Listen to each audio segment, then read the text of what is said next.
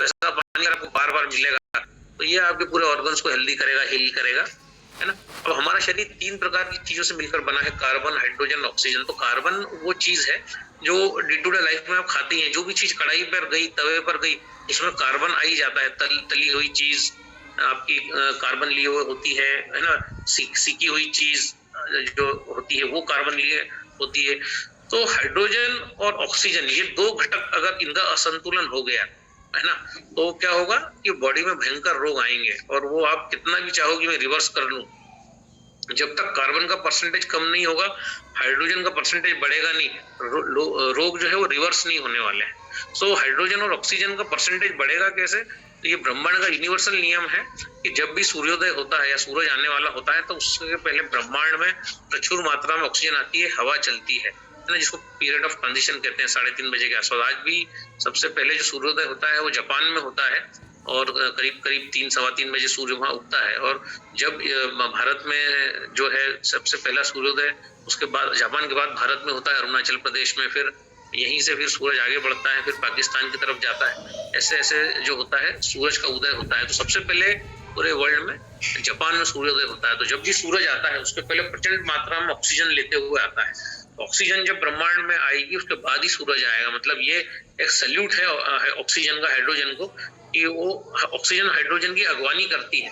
तो जब भी हमारी शरीर में आप इस प्रकार का पानी लेंगे, हाइड्रोजन बढ़ेगा तो ऑटोमेटिक ऑक्सीजन बढ़ेगा। ये हमने कोरोना में भी देखा है, पल्स ऑक्सीमीटर लगा के, कि जब भी हम ऑक्सीजन कैंगन पानी पीते हैं ऑक्सीजन का परसेंटेज बढ़ता है। हमने कई बार देखा है। अब वो ऑक्सीमीटर आजकल कोई यूज नहीं करता, बाकी पिछले साल तक खूब भरपूर लोगों ने यूज करे ऑक्सीमीटर्स। तो ये जो है, जो सूर्योदय के समय जो घटना घटती है वो एग्जैक्ट उसी प्रकार की घटना जो है हमारे शरीर में घटती है जब हम कैंगन वाटर पीते हैं। सो ये बहुत बड़ी प्रॉपर्टी है। अगर हमारे शरीर में हम ऑक्सीजन का लेवल बढ़ाने में कामयाब हो जाएंगे तो कोई बहुत बड़ी बात नहीं कि हम कैंसर पर विजय प्राप्त कर लेंगे या ट्यूमर्स को गला देंगे। क्योंकि अगर ऑक्सीजन शरीर में बढ़ेगी तो cancer cells can't exist, can't survive in oxygenated environment. तो हमारी पूरी बॉडी का एनवायरनमेंट जो है वो ऑक्सीजनेटेड हो जाता है हाइड्रोजन रिच वाटर पीने से, क्योंकि ये यूनिवर्सल लॉ है। हाइड्रोजन अगर आएगा तो अपने साथ ऑक्सीजन को लेके आएगा। सो यहाँ भी इस पानी का बहुत बड़ा रोल है ट्यूमर्स को डिक्रीज करने में, बॉडी की इफिशिएंसी बढ़ाने में। ऑक्सीजन बढ़ने से जो होता है, हर सेल को ऑक्सीजन मिलता है क्योंकि ब्लड जो है ऑक्सीजन लेके घूमता है पूरी बॉडी में, और वैसे आपकी त्वचा पिंक होने लगती है, कलर साफ होने लगता है। सो ये जो है, दैट इज वाई ये जो पानी है ये because it is hydrogen rich water और हाइड्रोजन गैस फॉर्म में है, तो ये ऑक्सीजन को बाय डिफॉल्ट बढ़ाता है ना। ये ब्लड का केमिकल कंपोजिशन है C34H32O4N4ClFe। इन्हीं कंपाउंड से जो है वो ब्लड बनता है। तो इसमें हाइड्रोजन का परसेंटेज आप देख सकते हैं 32 है, कार्बन का 34 है, ऑक्सीजन है, N नाइट्रोजन है, क्लोरीन है, फ्लोरीन है, इन सब का जो है इसमें मॉलिक्यूलर कॉम्बिनेशन दिया हुआ है ना। अब ये जो डॉक्टर जो है आपके, जो ये भी हेक्सागोनल वाटर, ये सब कोरियन डॉक्टर्स है, केमिस्ट है, और ये भी यही बात करते हैं कि drinking hexagonal water can take you in the direction of health. It supports long life. इसके ऊपर कई रिसर्च पेपर्स भी हैं। Ionized water has a hexagonal shape, carries an abundance of hydroxyl ion. Hydroxyl मतलब ये OH नेगेटिव, जो हम alkalinity पे भी बात करेंगे कि आयोनाइज्ड वाटर में जो है एसिड का मात्रा बहुत कम होती है, और OH की मात्रा मतलब एल्कलाइन मतलब क्षारीय गुण भी आयोनाइज्ड पानी में आ जाते हैं। शेप तो बदलता ही है, वो पानी नैसर्गिक रूप से क्षारीय हो जाता है, जैसे झरनों का पानी होता है। It provides extra electron that neutralize the destructive free radicals. इस प्रकार का पानी जब हम पीते हैं तो बॉडी में इलेक्ट्रॉन्स की भरमार हो जाती है, और जब इलेक्ट्रॉन्स की भरमार हो जाती है तब जो है, जो करंट जो हमारे हार्ट में पैदा होता है, वो करंट जब बढ़ता है तो इस करंट के कारण ही आगे चलकर अगर हमें लकवा हुआ है, अगर हमारी नसें नाड़ियां जाम है, अगर हमें कहीं क्लॉटिंग हो रही है, तो ये सारी चीजें जो है इस हेक्सागोनल पानी के अंदर जो करंट, जो इलेक्ट्रॉन्स मौजूद है और जो क्षारीयता मौजूद है, उसके कारण जो तेजी से ये सारी चीजें घटनाएं बॉडी में घटती हैं। और हम जो है, हमारा बॉडी, क्योंकि हम एक गुड कंडक्टर ऑफ इलेक्ट्रिसिटी हैं, तो जैसे ही इलेक्ट्रिसिटी हमारी बॉडी में बढ़ती है वैसे वैसे वैसे हम देखते हैं कि हमारी हेल्थ में इंप्रूवमेंट होता है ना। Hydrogen is the most abundant element in the universe, so there is no chance of human consumer depleting the supply. इसीलिए सूरज को अर्घ देने की बात की गई, क्योंकि हमने हाइड्रोजन जिसको कहा जाता है, हमने उसको सूरज बोला। आज विज्ञान इस बात को मानता है कि हाइड्रोजन, सूरज कुछ नहीं है, 80% हाइड्रोजन है, 20% हीलियम है। इसीलिए भारत में सूर्य और चंद्र के आसपास ही भारत का पूरा साइंस घूमा, पूरा डायमेंशन घूमा। सो सूरज और चंद्र, तो इस प्रकार से है ना, हमने जो पत्रिका में भी सूर्य को देखा गया, चंद्र को देखा गया और उस हिसाब से ही राशियां तय हुई। मतलब आपके पूरे जीवन में आप क्या करेंगे, कैसे करेंगे, ये सूर्य और चंद्र के द्वारा ही डिसाइड किया गया। आप अच्छा करेंगे, बुरा करेंगे, कैसा आपका पूरा जर्नी रहेगा इस पृथ्वी पर जो आप आए हैं, उसका पूरा जो क्रेडिट है वो हाइड्रोजन को दिया गया और चंद्रमा को दिया गया। तो हम चंद्र की बहुत सारी बात करने वाले हैं। तो हाइड्रोजन को इस प्रकार से साइंटिस्ट जो है एंटोनी लेवोजा, इन्होंने डिस्क्राइब किया है कि हाइड्रोजन, हाइड्रो मतलब वाटर और जन मतलब निर्माण करने वाला, मतलब जो पानी का निर्माण कर सके उसको हाइड्रोजन बोला गया। और इनका नाम है एंटोनी लेवोसियर। तो इन्होंने इस प्रकार से बोला कि हाइड्रोजन क्योंकि सबसे अद्भुत एलिमेंट है, सबसे अलग थलग है ना, सिंगल इलेक्ट्रॉन और सिंगल प्रोटॉन इसके अंदर है, सबसे हल्का एलिमेंट है, तो अपने आप में विलक्षणता लिए हुए है। तो पानी का निर्माण अगर करना है तो जो है हाइड्रोजन ही वो काम कर सकता है। If the body is electric, then you should feed it electric food that is alkalizing when digested। मतलब क्योंकि आपकी बॉडी करंट पहले है, केमिकल बाद में है, तो इसे ऐसी चीजें ही देना पड़ेंगी जिसके अंदर करंट है या जिसके अंदर विद्युत है। तो शास्त्रों में भी 3 प्रकार के भोजन बताए गए। एक तो बताया गया आपका मैग्नेटिक फूड, एक बताया गया इलेक्ट्रोमैग्नेटिक फूड और एक बताया गया आपका इलेक्ट्रिक फूड। मैग्नेटिक फूड वो जिसमें सूरज की रोशनी ही नहीं पड़ी जैसे आलू है, प्याज है, लहसुन है, गाजर है, चुकंदर है, मूली है, ये इसमें दृष्टि ही नहीं पड़ी सूरज की, तो इसको मैग्नेटिक फूड बोला गया।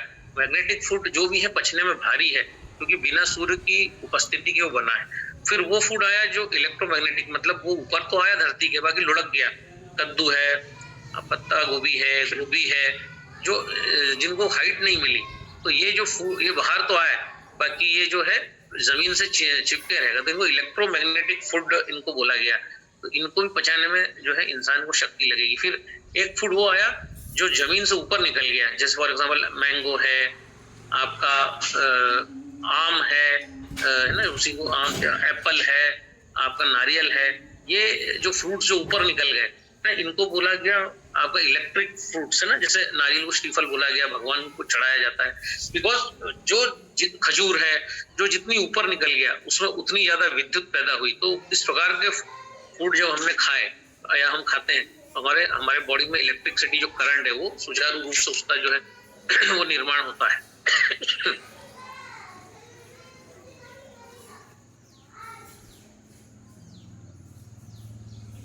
अब मानव शरीर में 12 लीटर हाइड्रोजन का उत्पादन प्रतिदिन हो सकता है ना। आप कैंगन वाटर पीना क्यों जरूरी है? तो जब भी हमें किसी प्रकार का हाइड्रोजन बाहर से लेने की जरूरत ही नहीं है, क्योंकि हम जो भी खाते हैं, अगर हमने फाइबर रिच भोजन किया है तो उसका हाइड्रोजन ही बनने वाला है।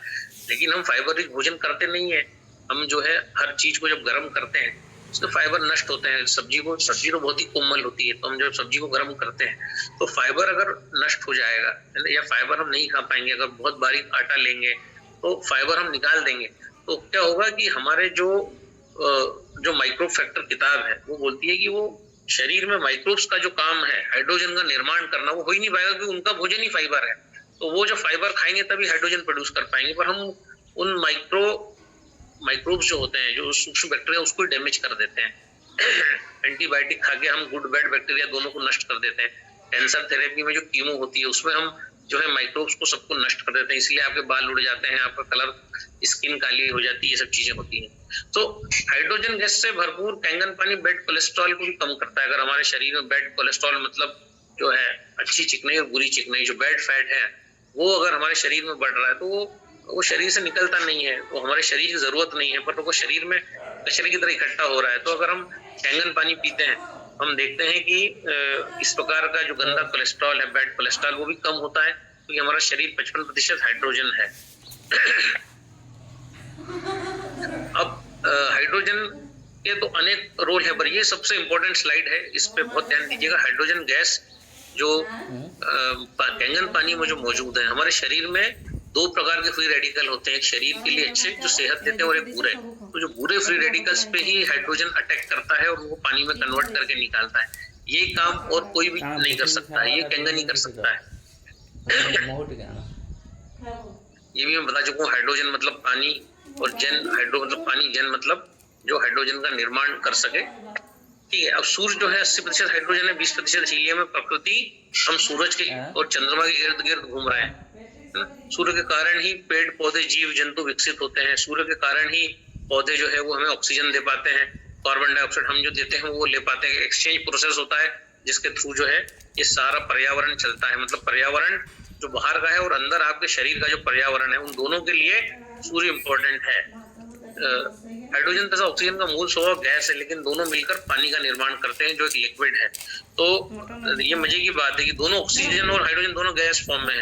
तो अगर हमें सूरज मतलब हाइड्रोजन गैस फॉर्म में मिल जाए तो हमारे लिए बहुत बेनिफिशियल हो जाता है। सूर्य के अंदर प्रचंड रोगनाशक शक्ति है। 10 बजे 2 मीटिंग चलवा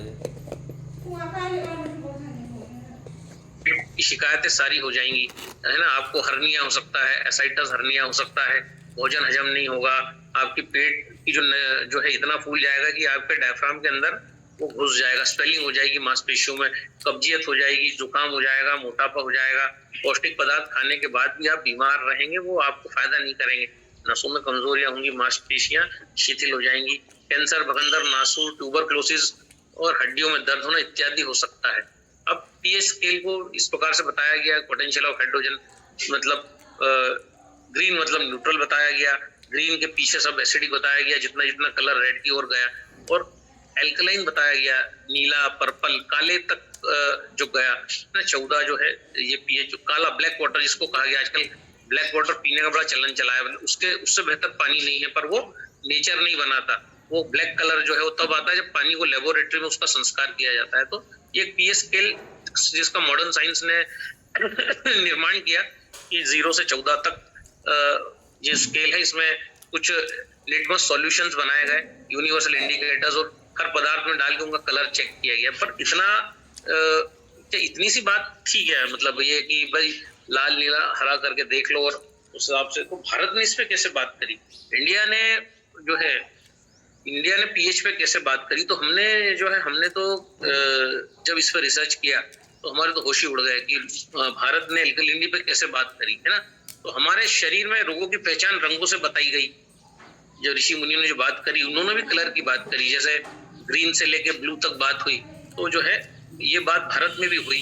तो भारत में इस तरीके से बात हुई कि चमड़ी का रंग गेहुआ, बालों का रंग काला, नसों का रंग नीला, आंखों का रंग सफेद, पुतली का रंग कसी सी, जीभ का रंग गुलाबी, खून का रंग लाल, नाखूनों का फिरोजी, फेफड़ों का पीला, आंखों का भूरा, भीतरी झिल्ली का रंग मटमेला, हड्डियों का रंग सफेद। मतलब हर ऑर्गन का आप बात करो अलग अलग पीएच है। तो जितने ऑर्गन उतना पीएच। तो देखिए कितनी कॉम्प्लिकेटेड बॉडी है और एवरीथिंग इज पीएच। आयुर्वेद किस शालीनता से, किस सभ्यता से बात कर रहे हैं। कहाँ हमने जग्गी वासुदेव से चालू किया था और हम जो है अभी ऋषि वाघभट्ट तक यहाँ पहुंच गए कि उन्होंने पूरे एक एक बॉडी के कलर के हिसाब से पीएच की व्याख्या कर दी कि अगर जबान का कलर अगर काला पड़ जाए इसका मतलब आपकी डेथ हो जाएगी, क्योंकि जबान का कलर जो होता है वो गुलाबी होना चाहिए। तो जबान का पीएच अलग, मुंह की लार का पीएच अलग, स्किन का पीएच अलग, आंखों का पीएच अलग। तो पूरा बात की गई। आंखें अगर पीली पड़ गई मतलब आपका लीवर खराब हो रहा है, मतलब आपका खून खराब हो रहा है। तो ये सारी बातें आयुर्वेद ने करी, जिसकी था पाना भी मुश्किल है मॉडर्न साइंस के लिए। मॉडर्न साइंस आगे भी कहीं लगता भी नहीं है जहाँ जिस डेप्थ में बात हुआ है ना। फिर इन्होंने यही बात की, हरा मतलब न्यूट्रल, लाल मतलब एसिडिक, नीला मतलब एल्कलाइन। वही भारत ने भी बात करी। हमने 3 बार में उसको डिफाइन किया, वात पित्त कफ। तो वात मतलब जो है हमने येलो कलर दिया, पित्त को हमने रेड कलर दिया, कफ जनित बीमारियों को हमने ब्लू कलर दिया। मतलब अगर शरीर में पित्त और एसिड बहुत ज्यादा बढ़ जाए तो कुछ अलग बीमारियां आएंगी, वात बढ़ जाए तो कुछ अलग आएंगी, और कफ बढ़ जाए बॉडी मतलब बहुत ज्यादा अल्कलाइन हो जाए तो कुछ अलग बीमारियां आएंगी। तो ये पूरा हमने चार्ट दिया फिर बीमारियों का कि 140 प्रकार के रोग आएंगे, वात बिगड़ने से 80 प्रकार के रोग आएंगे, पित्त बिगड़ने पर 40, कफ बिगड़ने पर 20, 140 प्रकार के रोग जो है इनकी आयुर्वेद ने पूरी व्याख्या करेगी। इतने गंभीर रोग आपको आ सकते हैं अगर थोड़ा सा भी पीएच आपका बिगड़ता है। और पीएच क्यों बिगड़ता है इस पे भी बहुत गहरी बात हुई, और इस पे तो इतनी गहरी बात हुई कि हमारे होश ही उड़ गए कि भारत जो है किसी बात जो है कितनी डेप्थ में, कितनी गंभीर, कितनी गहराई वाली बातें हैं भारत में हुई है। अगर इस प्रकार का डेमो दिया जाने लगे तो 2-2 दिन लोगों को बिठाना पड़े, इतनी गहरी बातें हिंदुस्तान में हुई। हमने सूरज पे बात करी। सूरज को हमने 7 घोड़ों पर सवार दिखाया।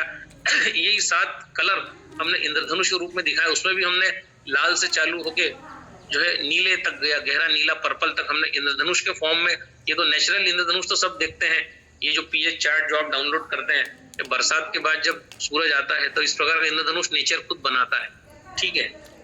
तो इसके बाद जब हमने ये जो ग्रंथ है शिव स्वरोदय है ना, उमा महेश्वर संवाद, जिसमें पार्वती जी महेश्वर या शंकर जी से पूछती हैं कि यह शिव शंभु, जब आपने इतने सारे गूढ़ रहस्य बताए हैं, तो जब भी आपने कुछ बताया है और ऋषि मुनियों के माध्यम से वो चीजें जो समाज को मिली हैं, तो पूरे समाज का भला हुआ है, तो ऐसा कुछ बताइए कि जो है ऐसा कोई ज्ञान प्रदर्शित कीजिए जिससे एक आम आदमी जो है जब उस प्रकार से चले, उस ज्ञान को फॉलो करे, तो उसके जीवन में वो जो चाहता है, सुख समृद्धि वैभव ऐश्वर्य सिद्धि समाधि, जो भी चीजें वो चाहता है वो होने लगे। तो ऐसा कौन सा गूढ़ ज्ञान है? तो उसमें पूरा श्लोक है जो पार्वती पूछती है, देव देव महादेव कृपा करो तुमम सर्व सिद्धि ज्ञानम कथा अस्तु मम प्रभु, हे भोलेनाथ आप जो है मेरे ऊपर कृपा करिए और इस प्रकार का ज्ञान जिसमें सर्व सिद्धियां मिले, इस ज्ञान को जो है मुझे दीजिए और जो है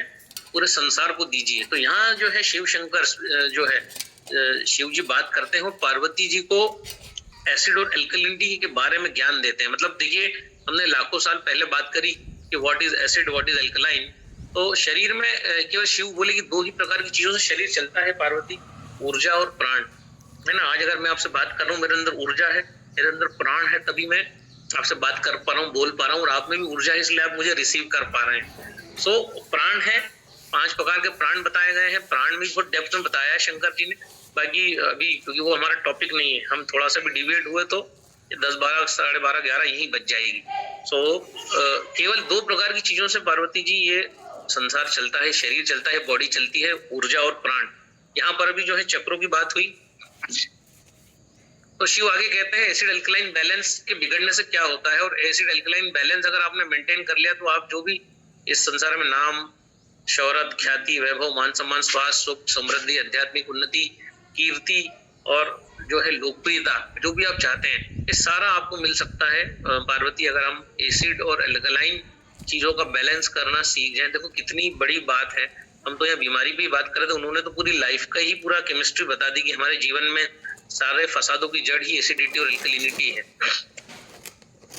तो शिव बोले कि 2 प्रकार की नाड़ियां हैं, राइट साइड जो हमारा दैट इज सूर्य नाड़ी जो एसिड को रिप्रेजेंट करती है, और लेफ्ट नाड़ी जो हमारा लेफ्ट पोर्शन है दैट इज नोन एज चंद्र नाड़ी जो है हमारी एल्कलिनिटी को रिप्रेजेंट करती है। अब सूर्य नाड़ी को उन्होंने बताया कि जितने भी परिश्रम के कार्य हैं, जैसे दौड़ना कूदना व्यायाम करना, आपके मल का त्याग करना, नहाना, है ना, जितने भी काम है जिसमें परिश्रम इन्वॉल्व है, भोजन करना दौड़ना भागना, ये सारे सूर्य नाड़ी के प्रेजेंस में अगर होंगे, मतलब एसिड की प्रेजेंस में अगर होंगे, तो ही जो है आप इन कामों को सुचारू रूप से कर पाएंगे। मतलब इसी को दाहिना स्वर या पिंगला नाड़ी कहा गया, मतलब ये एसिड को रिप्रेजेंट करता है।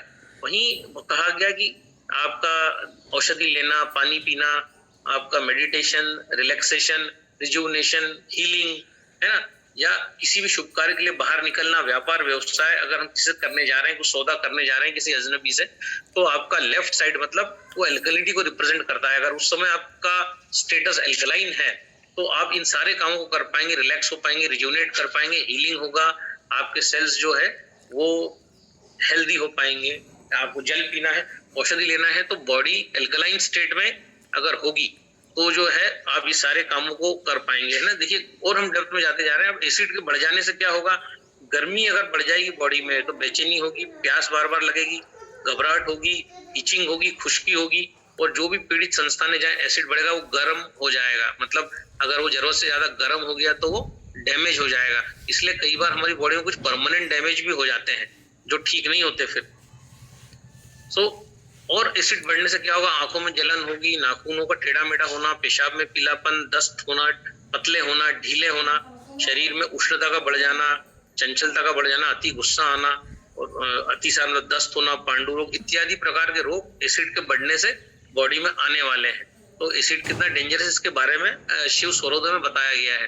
भूख की कमी होना, नींद बहुत ज्यादा आना या नहीं आना, आलस्य, शरीर में जगह जगह दर्द बना रहना, ब्लड का वहां ट्रेवल नहीं कर पाना, उबासी आना, हाथ पैरों में कंपन होना, पार्किंसन, सुस्ती, आलस्य और कफ का बढ़ जाना जो आगे चल के कैंसर में चेंज हो जाता है। ये सारी चीजें शिव स्वरोदय में कही गई है ना। उसके बाद कहा गया, जब लॉर्ड धन्वंतरी आए तो उन्होंने कहा आहारम पचति शीकी दोषान आहार वर्जिता, मतलब अगर आहार आपका जो भी आप भोजन लेते हैं उसको आपकी जठराग्नि जो है वो पचाती है, और जब आप भोजन नहीं करते तब ये जो जठराग्नि है ये दोषों को पचाती है। मतलब नेचुरल कीमो की बात करी गई कि अगर हमें कैंसर होता है या हमारे अंदर कोई ऐसे ट्यूमर्स होते हैं तो अगर हम फास्टिंग करेंगे, हम कुछ भी नहीं लेंगे, तो ये जो जठराग्नि है ये it was known as natural chemo, जो लॉर्ड धन्वंतरी ने बताया। लॉर्ड धन्वंतरी और हकीम लुकमान ये दो वो लोग थे जो प्लांट से पौधों से बातें करते थे कि भाई अब आंवले के भाई झाड़ बताओ, भाई आपकी प्रॉपर्टी क्या है, आप क्या करते हो। आंवले का झाड़ अपनी प्रॉपर्टी बताता था। नारियल के झाड़ से बात करते थे कि भाई बताओ भाई तुम क्या क्या काम करोगे, तुम किस काम आओगे, तो नारियल का झाड़ बात करता था हकीम लुकमान से, धन्वंतरी से। उसके बाद ग्रंथ लिखे जाते थे, जो आंवले का झाड़ जो बताता था, जो नारियल का झाड़ बताता था, वो इंटरप्रिटेशन होता था, जो पारिजात का झाड़ बताता था, क्योंकि झाड़ जो है वो बातें करते थे। मतलब पौधों को, वनस्पति को ऐसे ही नहीं तोड़ा जाता था, उनसे बात करके, उनकी आज्ञा लेके, उनकी परमिशन लेके उनको तोड़ा जाता था कि भैया आप किस चीज काम में आओगे। बताते थे कि यार हमारा ये प्रॉपर्टी है, हम इस रोग में आएंगे। मतलब कितना अटैचमेंट जो था ना, पेड़ों से भी अटैचमेंट था। तो भारत में तो जानवरों को भी नाथ है, पशुपति नाथ। मतलब कहीं भी आप वर्ल्ड में देखो, जानवरों का कोई भगवान नहीं है, कोई मंदिर नहीं है। ये सिर्फ भारत में ही है कि पशुपति नाथ है। यहाँ नेपाल में पशुपति नाथ है, जो पशुओं के भी गॉड है। पशुओं के पास भी कोई है जिनकी पशु पूजा करते हैं। सो इतना डेप्थ वाला साइंस इंडिया ने दिया है ना। फिर रामचरितमानस आया। रामचरितमानस ने बोला क्षितिजल पावत गगन समीरा पंच रचित है अधम शरीरा, मतलब पृथ्वी जल वायु अग्नि और आकाश, इन पांचों तत्वों से मानव शरीर बना है। इसमें से जो आकाश तत्व जो है, जो जीरो है, उसको पचाने की जरूरत नहीं है। बाकी जो है चारों तत्व है ना, अग्नि जल वायु मट्टी, ये चारों जो तत्व हैं, इनसे बनी हुई चीजें अगर बॉडी में जाएंगी तो उनको पचाना पड़ेगा, है ना। पांचों चीजों से मिलकर बॉडी बनी है। उसके बाद श्रीमद् भगवत गीता जो ग्रंथ आया, इसने सबकी नींद ही उड़ा दी। जब श्री कृष्ण आए और उन्होंने 15वें अध्याय में अर्जुन को, जहां पर युद्ध चल रहा है, देखिए वहां पर भी जो है बात भोजन की हो रही, बॉडी की हो रही, अल्कलिनिटी की बात हो रही। अहम वैश्वानरो भूत्वाम प्राणिनाम देहमाश्रितः प्राणापान समायुक्त पचाम्य अन्नम चतुर्विधम, मतलब है अर्जुन में 4 ही प्रकार के अन्न को पचाऊंगा। कुछ भी अटरम सटरम अगर पेट में जाएगा तो मैं नहीं पचाऊंगा, क्योंकि मैं ही जो है भोजन को पचाता हूँ। ठीक है, तो मैं 4 प्रकार के भोजन को पचाऊंगा। मतलब चूसने वाला, मतलब आपका जैसे चूसने में क्या आएगा, आपका गन्ने की कंडेरी आ गई, आपकी चूसने में क्या आएगा, तो आपका ये जो सुरजने की फली आ गई। ऐसी कोई भी चीज जिसको आप चूसते हैं। चाटने वाला, सेकंड फूड, चाटने वाला जितनी प्रकार की चटनियां हैं, चाटने वाला। तीसरा चबाने वाला, और चौथा निगलने वाला। इन 4 प्रकार के भोजनों को ही मैं पचाऊंगा। अन्य कुछ भी डाला जाएगा तो वो पचाने वाला मैं नहीं हूँ, वो आपको ही पचाना पड़ेगा। देखिए युद्ध क्षेत्र में जो है भोजन पर बात हो रही है, मतलब उस समय भी एसिड और एल्कलाइन का कितना इंपॉर्टेंस था। उसके बाद फिर भगवत गीता में श्लोक आता है, अध्याय 9 26वां, पत्रम पुष्पम फूलम तोयम यो में भक्तया पृच्छति तदहम भक्तयो प्रश्नामि प्रयतात्मना। जो कोई भी मेरे लिए, फलम पत्रम पुष्पम तोयम, मतलब पत्र मतलब पत्ता, पुष्प मतलब फूल, फल मतलब फ्रूट, तोयम मतलब पानी, मैं इन 4 चीजों को ही पचाऊंगा, कृष्ण बोलते हैं। मतलब युद्ध के क्षेत्र में अर्जुन को क्या पचेगा, क्या डाइजेस्ट होगा और क्या इंडाइजेशन पैदा करेगा, उसकी बात सिखाई जा रही है। मतलब वापस फिर 17वें श्लोक में, आयु सत्व बल आरोग्यम सुख प्रीति विवर्धना, आयु बुद्धि बल सुख प्रीति को बढ़ाने वाले, रस युक्त चिकने स्थिर रहने वाले तथा स्वभाव से मन को प्रिय, ऐसा आहार जो है सात्विक पुरुष को प्रिय होता है। मतलब न्यूट्रल भोजन की यहाँ पर बात की गई। 17वें अध्याय में फिर कड़वा, खट्टा, लवण युक्त, गरम, तीखा, रूखा, दाहकारक, चिंता पैदा करने वाला, रोगों को उत्पन्न करने वाला आहार राजस पुरुष को प्रिय होता है। मतलब यहाँ पर एसिडिक भोजन की बात की गई, रजस मतलब एसिड।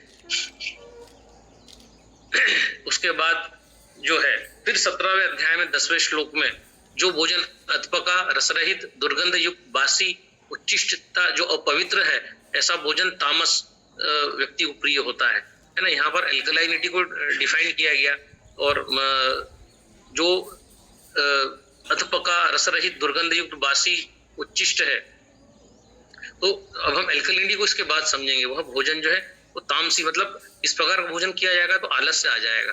आप जो है आपकी बॉडी जो है आलस से भर जाएगी, आप जो भी काम करना चाहते हैं वो कर नहीं पाएंगे। तो सत्व रजस तमस तीनों को जो है डिफाइन किया गया है ना।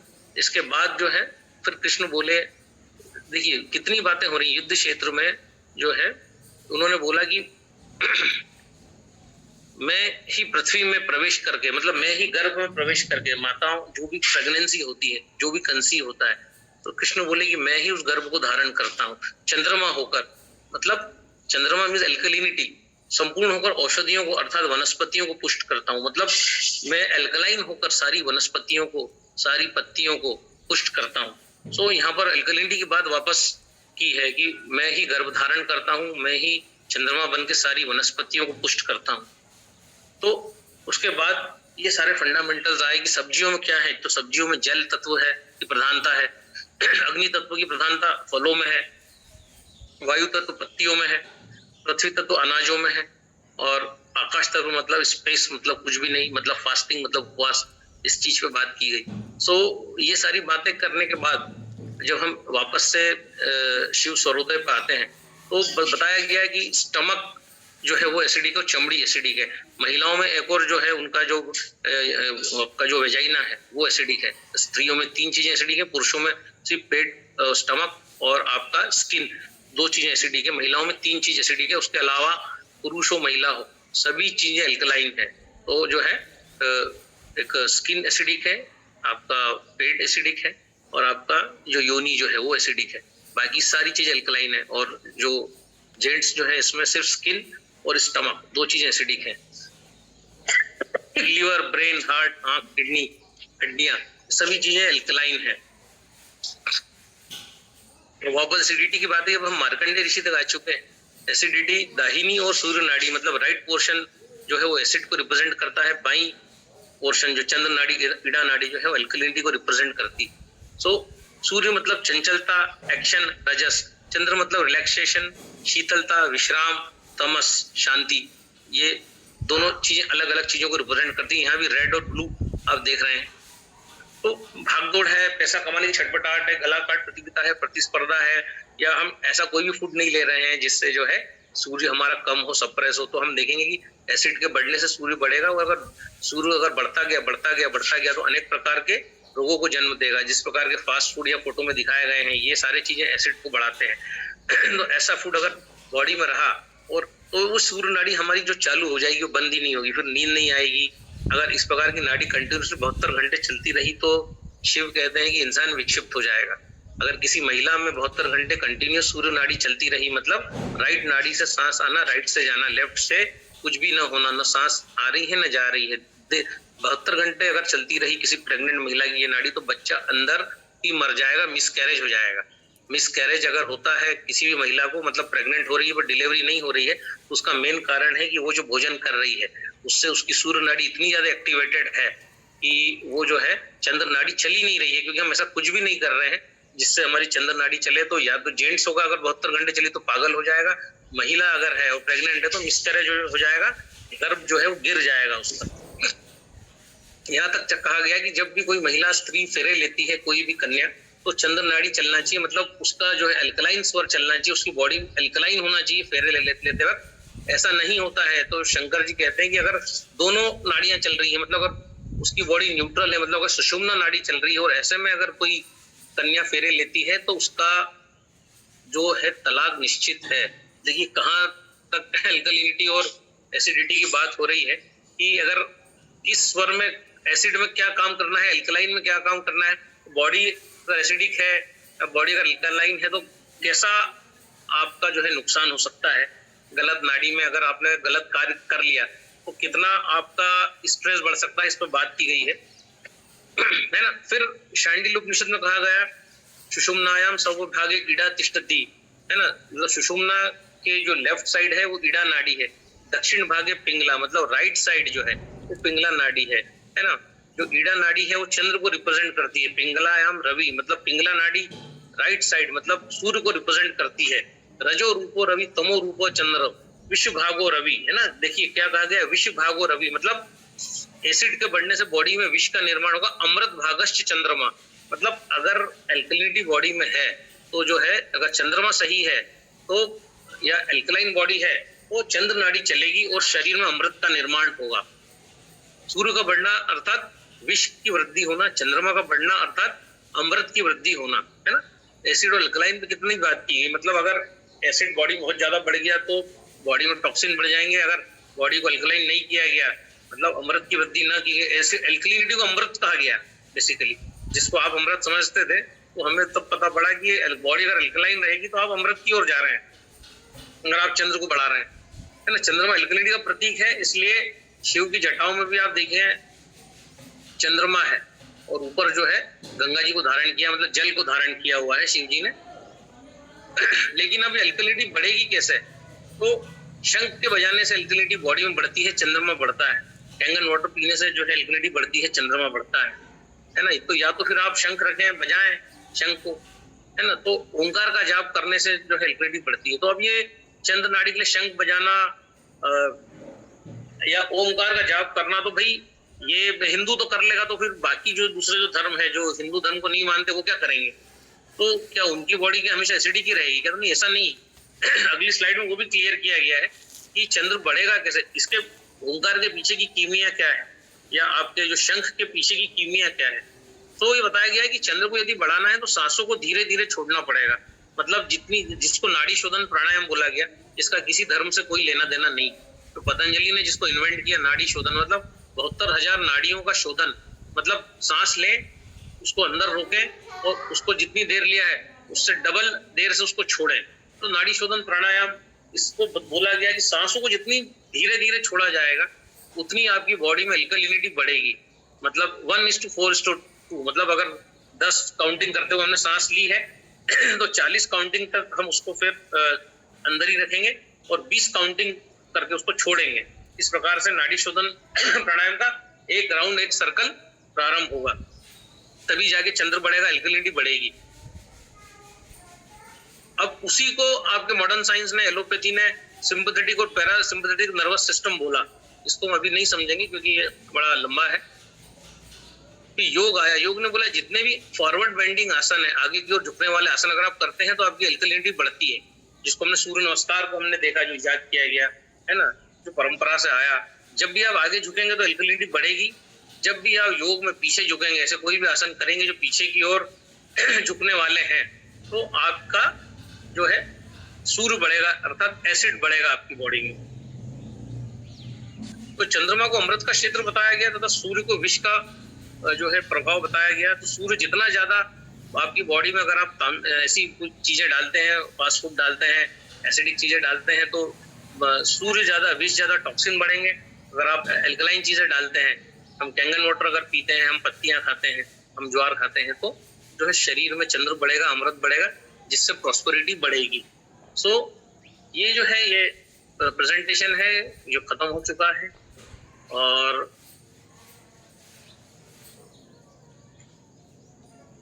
इस प्रकार से बहुत डेप्थ में बात की गई, चंद्रमा की बात की गई, सूर्य की बात की गई। तो इस खूबसूरती से एसिडिटी और एल्कलिनिटी को समझाया गया। तो जो कि एक डेमो में समझाना पॉसिबल नहीं हो पाता है।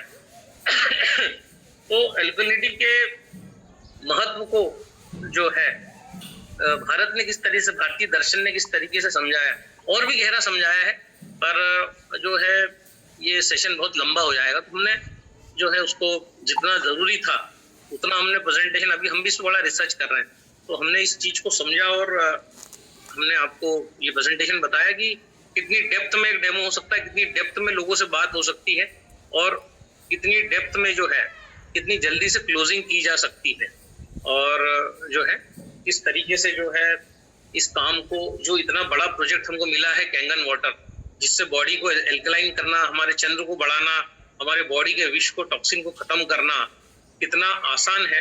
ये जो है इस प्रेजेंटेशन के माध्यम से हमने जो है निवेदन किया है आपको कि हम, आप चाहें तो स्लाइड्स का यूज आप कर सकते हैं। तो ये छोटा सा हमारा निवेदन था, और जो ये जो बातें हैं ये बहुत गहरी बातें हैं, हमको जो हमारे होश उड़ गए जब हमने इस प्रकार की चीजें ग्रंथों में पढ़ी, और इतनी बड़ी बातें शिव ने पार्वती को बोली है, तो बहुत बड़ा ग्रंथ है, पूरा ये कम्युनिकेशन है पार्वती जी और शिव जी के, शंकर जी के बीच में, और बड़ा जबरदस्त कम्युनिकेशन है। इसको पूरा अगर बनाने जाऊंगा तो कम से कम 1000 स्लाइड्स इसकी बनेंगी। तो जो जो खास था, जो हमें लगा कि आपके काम का है, वो हमने सादर निवेदित किया आपको, और आपने इसको देखा सुना, इसके लिए आपका बहुत बहुत ग्रेटिट्यूड है, धन्यवाद है जो आपने इस सेशन को सुना, समझा, और भी गहराई जैसे जैसे हम जाएंगे इसमें, हमें जैसे जैसे सूत्र पता लगेंगे, हम बहुत गहरी बातें की गई कि अगर एल्कलिनिटी अगर बढ़ जाएगी बॉडी में, तो हम जो है हर वो काम कर पाएंगे जिसके लिए हमारी जो मनोकामना है, हमारे जो सपने, हमारे जो ड्रीम्स हैं, तो जो पूरे नहीं हो रहे हैं, क्योंकि कहीं ना कहीं जो है एसिड और एल्कलिनिटी का जो संतुलन है वही गड़बड़ है। तो वो गड़बड़ होने से, जैसे उसमें तो यहाँ तक कहा गया कि अगर आप सोते हैं तो आपका सीधा हाथ हमेशा ऊपर होना चाहिए और आपका जो लेफ्ट हाथ हमेशा दबा होना चाहिए। इस करवट ही अगर आप सोएंगे तो पाचन होगा। अगर आप इसके उल्टे सोएंगे, मतलब सीधा हाथ अगर नीचे आ गया सोते समय और उल्टा हाथ ऊपर आ गया, तो पूरा आपका डैमेज हो जाएगा पाचन। आप कुछ भी अच्छा खा लो, कितने भी चूर्ण ले लो, कितनी भी डाइजेस्टिव चीजें आप ले लो, बाकी अगर आप सोते समय आपका सीधा हाथ ऊपर नहीं है, तो आप ये मान के चलिए कि आपका डाइजेशन को आप डैमेज कर रहे हैं। इस पर भी बहुत प्रयोग हुआ। आप एसिड को इतना ज्यादा बढ़ा लेंगे, है ना, एल्कलिनिटी खत्म ही कर देंगे बॉडी से, तो इसीलिए फिर मिसकैरेज होते हैं, पीसीओडी होता है, घुटनों में दर्द होता है, क्योंकि हम जो सोते हैं तब हमारा राइट हैंड हमेशा, हमारा लेफ्ट कान तकिए पे होना चाहिए और राइट कान हवा में होना चाहिए। सो ये हमारा छोटा सा एक प्रस्तुतिकरण था। उम्मीद है आपको अच्छा लगा होगा। तो और भी बहुत सारी गहरी बातें हैं एसिड और एल्कलाइन पे, हम समय समय पर आपसे करते रहेंगे।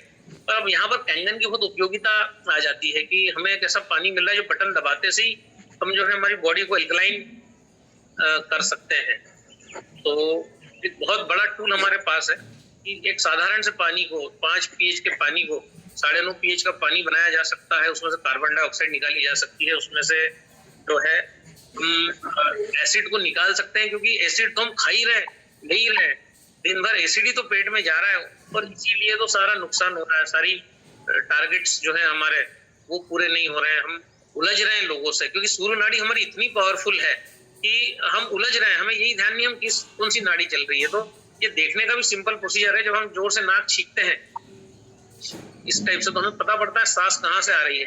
अगर दोनों में से सांस चल रही है तो इसका मतलब ये समय पूजन पाठन का है, जो भी जिस धर्म को मानता है। अगर दोनों नाड़ियां चल रही है, मतलब सुषुम्ना चल रही है, मतलब बॉडी न्यूट्रल स्टेट में, इस समय आप शादी करोगे नहीं जमेगी, तलाक हो जाएगा। इस समय आप कोई धंधा करोगे नहीं जमेगा। इस समय सिर्फ भगवान की भक्ति का टाइम है, ईश्वर के पूजन का टाइम है।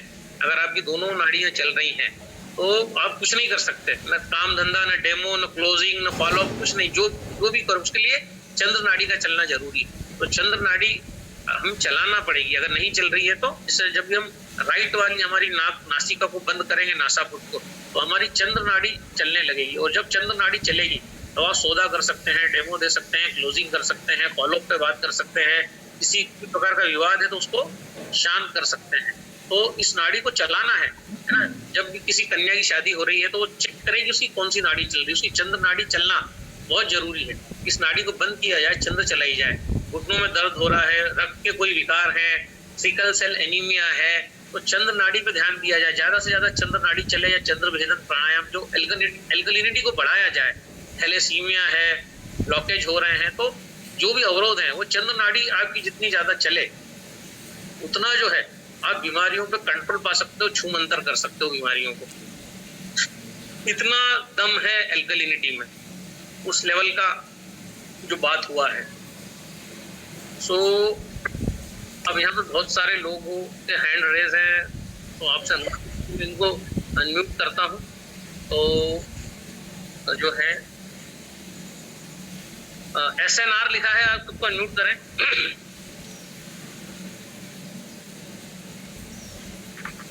दादा नमस्कार। नमस्कार नमस्कार। कैसे हैं दादा? मैं अच्छा हूँ सर। आपसे मेरी रायपुर में भी मुलाकात हुई थी, तो मैंने मैसेज भी छोड़ा था। एक्चुअली मेरी माँ का एज 65 ईयर्स है, 65 साल, और उनको 4 समस्याएं हैं। ठीक है, पहला है उनको काफी गैस होती है, और डकार जो आती है वो खट्टी डकार नहीं है, वो सिर्फ गैस निकलती है। जो एक होता है ना पेट का एसिड मुंह में आ जाना, वो नहीं है, नॉर्मल डकार होती है।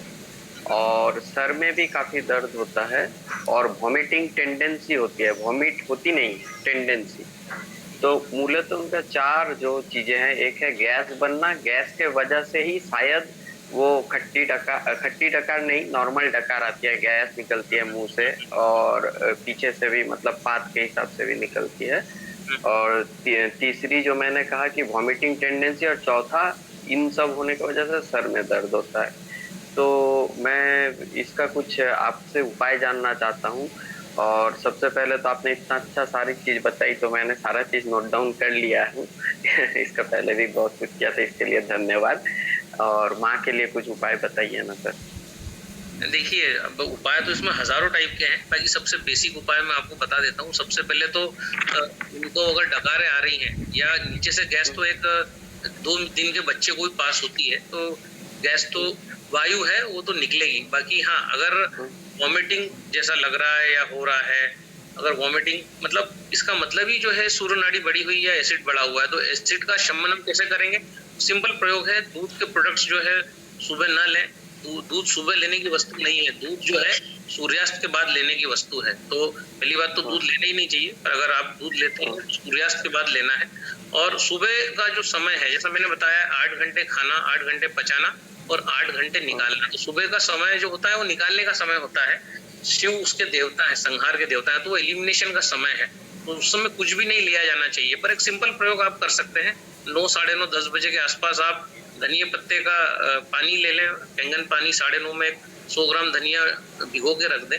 और वो 100 ग्राम धनिया जो है उसको एक 22-25 मिनट भिगोने के बाद आप उसको जो है मिक्सर में डालें और जिस पानी में भिगोए उसको फेंक दें।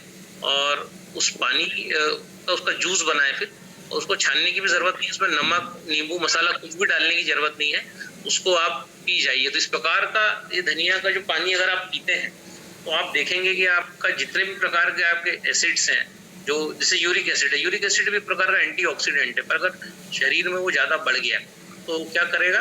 घुटने में दर्द पैदा करेगा, है ना, क्रेटिनिन बढ़ जाएगा, ब्लड में जो है ब्लड का यूरिया बढ़ जाएगा। तो ये जो धनिया पत्ता है ये किडनी पेशेंट को भी बहुत फायदा करेगा, जिनका डायलिसिस चल रहा है ये उनको भी फायदा करेगा, जिनमें एसिडिटी बढ़ी है, जिनको डकार आ रही है ना, ये उनको भी फायदा करेगा, जिनका ब्लड प्रेशर बढ़ा हुआ है, तो जिनका हीमोग्लोबिन कम हो रहा है, जिनको गैसेस बहुत ज्यादा हो रही हैं, जिनको ये जो मास्टर स्ट्रोक है, ये सभी में काम करेगा। तो 9:30 बजे के आसपास उनका भोजन हो और जो है 5 बजे के आसपास शाम को उनकी क्लोजिंग हो जाए।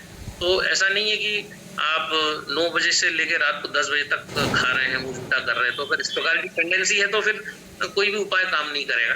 तो उसके बाद सुबह जो है सिर्फ इतना सा प्रयोग करके देखें। इसमें अगर बहुत ज्यादा तकलीफ है तो केला भी मिलाया जा सकता है। जैसे किसी को उच्च रक्तचाप की तकलीफ है, ब्लड प्रेशर बहुत ज्यादा बढ़ रहा है, तो फिर आपको एक केला और आपका ये धनिया पत्ता, इसकी स्मूदी बनाई जा सकती है, जिसमें केले को हम छील के 9.5 pH के पानी में रख देते हैं धनिया पत्ता के साथ। और जो है दोनों कैल्शियम की कमी से भी, क्योंकि ये सारी चीजें होती हैं और बेसिकली कैल्शियम की कमी से ही ये सब चीजें होती हैं, तो धनिया पत्ता और केले का कॉम्बिनेशन भी ट्राई कर सकते हैं। ये करने से आपको जो है इसमें रिलीफ मिल जाएगा। तो ये तो प्योर धनिया पत्ता, उसका जूस बना के पिया जाए, नमक नींबू कुछ नहीं डाला जाए, या फिर जो है उसमें आपको केला डाला जाए। इस प्रकार से अगर आप करेंगे तो आपको उसमें काफी फायदा होगा। ठीक है सर। सर 100 ग्राम धनिया पत्ता 9.5 pH के पानी कितना लेंगे सर? अब आप देखिए सर, पानी जितना में भीग जाए उतना लीजिए। अच्छा, भाई कितना लेंगे आप? कितना लेना चाहिए? 1 चम्मच लेना चाहिए, 2 चम्मच लेना चाहिए, या 2 रेशियो? एक वो 100 ग्राम इसका जो 2 ग्राम धनिया पत्ता जितनी पानी में भीग जाए उतना पानी आप लीजिए। ठीक, thank you sir, thank you sir. Upendra Sahu ji को अनम्यूट करता हूँ मैं। दादा प्रणाम। नमस्कार। नमस्कार। सब बढ़िया दादा, आप पूरा सर्व ज्ञान है। मैं शब्द नहीं है दादा, बट मैं एक चीज अपनी टीम को बोलता हूँ कि वाकई में यार, हम जब मोबाइल यूज करते हैं तो मोबाइल का हम 1% हिस्सा भी मुश्किल से यूज नहीं कर पाते हम। मतलब हम मोबाइल में जो कुछ खास होते हैं वही चीजों को हम यूज कर पाते हैं। उसमें इतनी सारी फंक्शंस है, फॉर जस्ट लाइक कंप्यूटर, है ना। तो मैं आज कैंगन को भी वही मानता हूँ दादा कि आज हम जो कैंगन के बारे में, मैं अभी 2 दिन पहले मैंने ऊपर मीटिंग की टीम को मैंने एक ही चीज बोला, देखो यार मुझे किस चीज का नॉलेज है नहीं है ये मेरे को नहीं मालूम, लेकिन एक बात मेरे को समझ में आती है कि भाई कैंगन काम करता है, और चाहे वहां पास में कोई बड़े से बड़े ज्ञाता भी आकर अगर ये बोले कि कैंगन कैसे काम कर, क्या मैं एक ही चीज बोलता हूँ कि यार मैं रिसर्च करता नहीं हूँ, लेकिन कुछ भी हो जाए अगर मेरे को उसका नॉलेज नहीं है, इसके बावजूद भी मैं ये कहता हूँ कि कैंगन अगर आप प्रॉपर रूप से यूज कर रहे हो तो वो अपना काम करता है। तो प्राय लोग है दादा जो अभी कैंगन के बारे में ना नहीं, मतलब बिल्कुल नहीं के बतौर जानते हैं, मतलब कैंगन वाकई में अगर भगवान भी आकर वहां अवतरित हो जाए ना तो कम है, हम ये बोल सकते हैं कि कैंगन को बहुत हद तक जीने की जरूरत है दादा, जो आपके माध्यम से हमें ये सब जानकारी मिल रही है और ये सब नॉलेज मिल रहा है कि हम चीजों को बहुत अच्छे से समझ पा रहे हैं और कैंगन से हम इन चीजों को रिलेट कर पा रहे हैं दादा। तो सैल्यूट है दादा, और बहुत बढ़िया सेशन रहा आज का, तो पूरा मतलब जाने अनजाने में जैसा भी हो दादा आप जो दिए आज, क्योंकि आज आपका सेशन नहीं था फिर भी आपने सेशन पूरा लिया और ये हमको जो मिला बहुत बड़ी नॉलेज मिली, और कंपनी की जो बातें हो रही है वो तो खैर अपने लेवल पे बेटर है दादा, क्योंकि पूरे वर्ल्ड में जो है कि जो इनरोल अप का जो सिस्टम है वो तो सिर्फ भारत में था, और ये बेहतरीन के लिए क्या, कभी जब भी कंपनी की कोई बदलाव हुए हैं वो हमेशा जो है लोगों की ग्रोथ के लिए हुआ है, तो ये मैंने देखा है कि ग्रोथ बहुत बेहतर जाएगा और आगे हम देख रहे हैं दादा। इसका स्लाइड तो मैं नहीं कहूंगा, लेकिन इस बार मैं ये कहूंगा कि ये जो सेशन आप जो डेमोन्स्ट्रेशन का जो ले रहे हैं दादा, तो ये अगर हम हफ्ता 15 दिन के अंदर में अगर एक बार लें ग्रुप वाइज तो बहुत ज्यादा इससे नॉलेज बढ़ेगा लोगों का। तो सैल्यूट दादा, प्रणाम है दादा आपको। Thank you sir, thank you. अब हम जो राकेश जायसवाल जी खुद को अनम्यूट करें। सर नमस्कार। सर मैं जैसे आप चंद्र नाड़ी और सूर्य नाड़ी बता रहे थे, तो अपनी जरूरत के हिसाब से इसको कैसे एक्टिवेट करें? देखिए क्या है कि मैंने क्या बोला, खाना खाते समय, कोई परिश्रम का काम करते समय, नहाते समय, जो है दौड़ लगाते समय, ऐसा कोई भी काम जिसमें आपको ताकत की जरूरत है उसमें सूर्य नाड़ी आपकी चलेगी। बाकी जब आपको पानी पीना है, औषधि लेना है, लोगों से बात करना है, सौदा करना है, बिजनेस प्लान समझाना है, या आपको ऐसी कोई भी एक्टिविटी करना है जो शुभ है, कुछ चीज परचेस करने जा रहे हैं, प्लॉट, धन, गोल्ड इत्यादि, तो उस समय आपकी चंद्र नाड़ी चलना चाहिए, बॉडी में एल्कलिनिटी बढ़ना चाहिए। आप कहीं जा रहे हैं, आपका एकदम कहीं किसी से विवाद हो गया, तो आपको थोड़ा सा देखना है कि कौन सी नाड़ी चल रही है। अगर सूर्य चल रही है तो इमीडिएट उसको जो है चेंज करिए कि भाई, क्योंकि ये विवाद, देखिए क्या होता है, रिस्पॉन्स और रिएक्शन में फर्क होता है। रिस्पॉन्स मतलब आपके घर में जैसे कोई सांप निकला तो आपने किसी सपेरे को बुलाया और उसको पकड़वा दिया, है ना, और ये होता है चंद्र नाड़ी का प्रभाव। और रिएक्शन होता है कि आपने उसको एक कुल्हाड़ी ली, चाकू लिया और मार ही डाला, तो ये होता है रिएक्शन। तो जब भी हम है ना, हमें हमेशा रिएक्शन जो होता है वो तीव्र होता है और रिस्पॉन्स हमेशा शांत और शीतल होता है। तो अगर हम रिस्पॉन्स देना सीख जाएं जीवन में तो हमारे उत्थान को कोई नहीं रोक सकता। अगर हम बार बार रिएक्ट करेंगे तो क्या होगा कि हम मुसीबत में पड़ जाएंगे। सो रिस्पॉन्स और रिएक्शन, रिस्पॉन्स मीन्स चंद्र नाड़ी, रिएक्शन मीन्स सूर्य नाड़ी। तो हमें कोशिश करना है कि जब हम भोजन करें, कोई परिश्रम का कार्य करें, मल त्याग करें, स्नान करें, तो सूर्य नाड़ी चले। और जब हम जो है कहीं भी बाहर निकले घर से तो हमारी चंद्र नाड़ी चले, ताकि हमें सक्सेस मिले, हमारी बॉडी में एल्कलिनिटी बढ़ी रहे।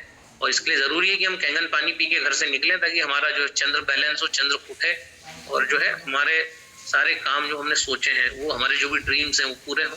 तो इसके लिए जरूरी है कि हमारा एल्कलिनिटी बढ़े शरीर में। मतलब चंद्र नाड़ी को अगर चलाना है तो थोड़ा शांत दिमाग से और एल्कलाइन भोजन लेना पड़ेगा। सुबह का भोजन आपका एल्कलाइन हो जब आप घर से निकलते हैं। जब आप रात्रि में जब आते हैं तब आपका भोजन एसिडिक होगा, पका हुआ होगा तो भी चलेगा। पर आपका जो भोजन है, जब आपको दिन भर डे टू डे लोगों से बातचीत करना है, इंटरेक्ट करना है, तो आपका भोजन की जो थाली है वो एल्कलाइन हो, उसमें हरी चटनी हो, थोड़ा सलाद हो, फ्रूट्स हो, वेजिटेबल्स हो, कच्चे लौकी हो, और आपका कैंगन पानी हो। तो इस प्रकार का ना, सुबह तो मैं इसीलिए कहता हूँ कि 1.25 लीटर कैंगन पानी पी लो धीरे धीरे करके, ताकि जब भी आपको बाहर जाना पड़े तो आपका चंद्र हमेशा उच्च का रहे। और नहीं तो फिर ये राइट वाली नाक को बंद किया जा सकता है थोड़ी देर के लिए और चंद्र को चलाया जा सकता है, नाड़ी को चेंज भी कर सकते हैं। पर अगर शरीर में बहुत ज्यादा एसिड है तो बार बार वो नाड़ी घूम के सूरज ही चलने लगेगी, क्योंकि हमने कुछ ऐसा किया ही नहीं है कि एल्कलाइन बॉडी हो तो कैसे चलेगी, उसको आपको फिर चलाना पड़ेगा जबरदस्त, इस तरीके से आपको करना पड़ेगा। तो इसलिए हम कहते हैं कि सुबह आप कैंगन पानी जो है 1.25 लीटर के आसपास पी लो तो पूरे नसों नाड़ियों में चला जाए, पूरा पीएच बैलेंस हो जाए। तो ये बहुत खूबसूरती से हमारे पुराने ग्रंथों में बताया गया है कि आपको चंद्र की अहमियत, अल्कलिनिटी की अहमियत बताई गई है ना। जी थैंक यू। चैनल मरकाम जी को अनम्यूट करूंगा।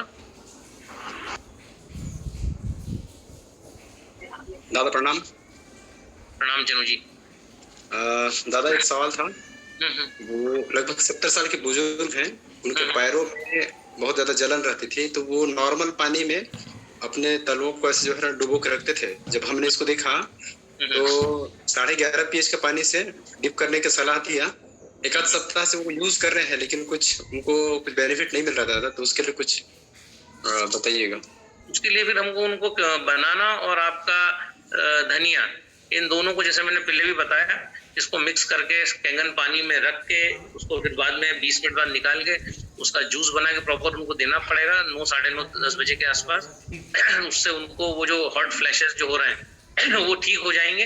उसके बाद अगर इसी में आगे पीछे जाके लोगों को पैरालिसिस भी हो जाता है तो उसमें फिर हमने बोला है कि आप इसमें कद्दू का रस भी जोड़ दीजिए। कि कद्दू जो होता है पीला वाला, उसको भी बारीक टुकड़े करके 9:30 में भिगो के रखिए और उसके बाद उस पानी को फेंकिए मत, क्योंकि हमने काट छील के भिगोया है। वही पानी को फिर मिक्सर में डाल के उसमें और एडिशनल कैंगन पानी मिला के धनिया पत्ते के जूस के कुछ देर बाद आप उसको अगर देंगे, उसमें नींबू चाट मसाला डाल के, तो लकवे में भी तक पूरी नसों नाड़ियों को खोल देता है। तो अगर बहुत ज्यादा गर्मी हो, वो नाड़ियां चोक हो, तो ये जो कद्दू का रस है ये आपके लिए बहुत अच्छा साबित होगा। ठीक है, तो आप वो प्रयोग भी कर सकते हैं। लकवे में तो बहुत अच्छा प्रयोग है। जिसको पैरालिसिस हो वो कद्दू का 100 ग्राम सुबह शाम प्रयोग करे तो लकवे से निजात वो पा सकता है। 16-16 दिन में पैरालिसिस गया है लोगों का। दादा ये बनाना और धनिया का अपन दोनों को जो है मिक्स करना है ना, जूस? हाँ, मिक्स करके दीजिए, उसका रायता टाइप बनेगा, है ना। ओके दादा, ओके थैंक यू दादा। ये और वो डीप वाला कंटिन्यूस रखे हैं अपन? हाँ, वो करते रहिए वो। जी जी जी ओके जी, धन्यवाद दादा। जय श्री राम। दादा आवाज आ रही मेरी? हाँ, हाँ तो अभी क्या ट्रेन में हूँ अभी मैं। दादा मेरे मित्र हैं, वो खेती करते हैं, ऑर्गेनिक सब्जी उगाते हैं वो खेतों में। तो दादा उन्होंने कहा कि पानी का अगर सब्जी भाजी पे या व्यापार पे भी असर होता, हमारे मतलब जो सब्जी उगाते हैं हम लोग, फसल उगाते हैं, तो उन्होंने कहा मुझे एक पेड़ पर मुझे आपने पानी में करके दिखाई प्रयोग।